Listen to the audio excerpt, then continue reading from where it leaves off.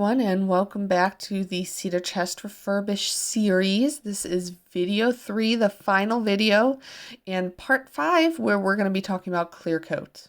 So the clear coat I use is Polycrylic by Minwax. It is just kind of a preference between furniture flippers on which clear coat they use, and this is mine. You'll see that I use it a lot. It is a water-based clear coat, which I enjoy because it makes the cleanup easy. Also, the clear coat is non-toxic after a 30-day cure time, which gives me good peace of mind on my pieces, especially if they're going to be used in a child's room. The sheen that I am using this clear coat is semi-gloss, and you'll see I put it over both the wood and the paint.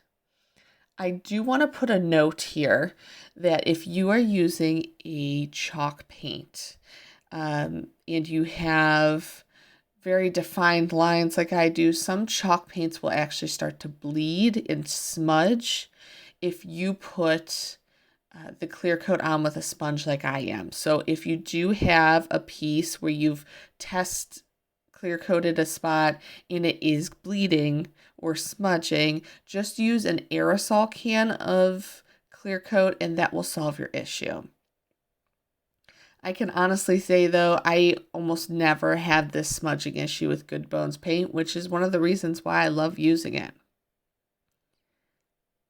And as we're going through, you'll see this yellow and gray sponge I'm using. It is actually a dollar store sponge. You can find it in the car section. It's made for car waxing and cleaning, but I have never been able to find anything better to put clear coat on. It is just so effective at giving me a good, clean, streak-free clear coat.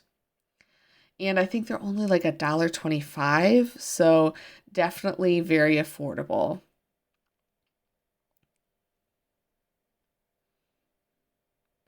I also did 2 coats of this and I let them dry overnight. So I did a clear coat, let it dry overnight, and then did a second clear coat.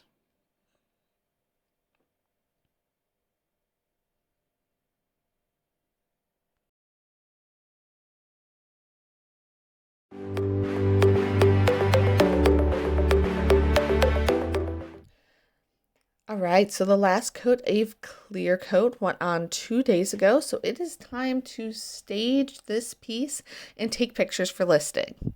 I'm going to go ahead and actually give you a time lapse of this, and then I'll show the final product after editing.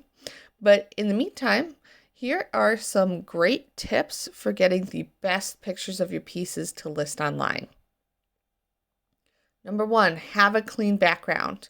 And that doesn't always mean sweeping and vacuuming the area, although that's not a bad idea, but definitely have a background that is simple and not too busy. You don't want to take away from your piece. Number 2, natural lighting is always going to be the best light to showcase your piece in. In my office, the best time to get natural lighting is right as the sun's coming up. So excuse my appearance in this video, but it was extremely early in the morning in order to get that natural light. And number 3, always stage a piece with an item that makes sense.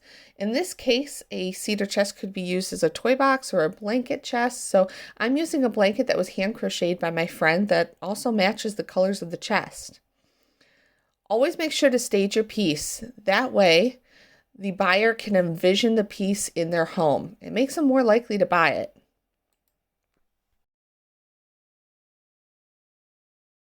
So now that you've seen how I stage and take my photos, I'll show you the final edits after I crop and straighten them. I do want to take a second to just say thank you for following along for this series, and I can't wait to show you more pieces I've done.